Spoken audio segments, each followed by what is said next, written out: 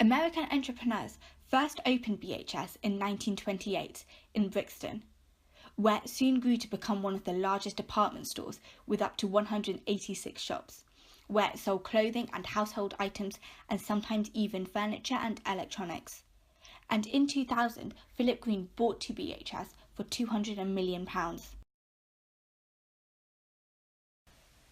The former business owner, Sir Philip Green, gained huge sums of money from his company, British Home Stores. His biggest source of income was dividends. He began extracting large sums from both the Arcadia Group and most notably BHS. Since 2002, Sir Philip Green has been extracting millions as dividend payouts to himself. All the money that he had taken out was relocated overseas, including Monaco and Jersey. BHS soon became the target for other companies to overtake, and Dominic Chappell came up with an offer of £1. Another was Tony Brown, a former BHS director, who was willing to buy the company providing that Sir Philip Green promised to invest more money into BHS to help it survive. Sir Philip rejected Tony Brown and took up Chappell's offer, as it would have costed him around £100 million more.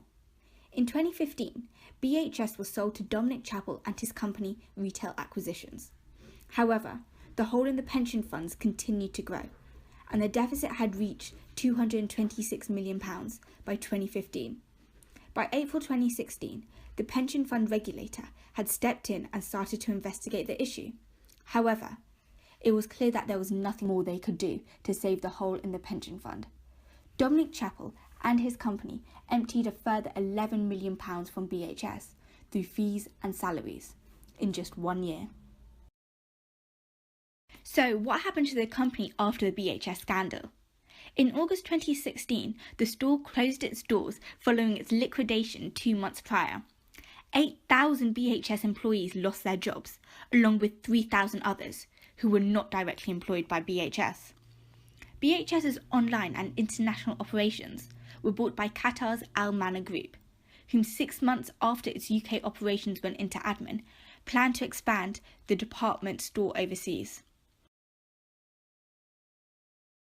In terms of the pension scheme, the Pension Protection Fund was able to rescue the employees that made contributions to the pension scheme. However, with a pension deficit of roughly £571 million, it is concerning whether BHS would run the Pension Protection Fund dry. Furthermore, the pensions regulator sent notices to Sir Philip Green, Dominic Chappell and others to claim liability to support the pension scheme. So what were the consequences for the people in charge? It is reported that MPs have suggested the removal of Sir Philip Green's knighthood, as most believe that he is to blame for the downfall of BHS. Others claim that some of the blame is also passed to Mr. Chappell, as it is suggested that he was unsuitable for the position in the first place, with even Sir Philip Green himself admitting he was categorically the wrong buyer. The BHS scandal could have been prevented by simply acknowledging the duty of care that Sir Philip Green did towards the pension scheme. This absence of the basic moral duty brings into question whether further legislation is necessary. It could also be said that introducing capitalism reforms would ensure that senior directors aren't advantaged, whilst those non-managerial staff are deprived.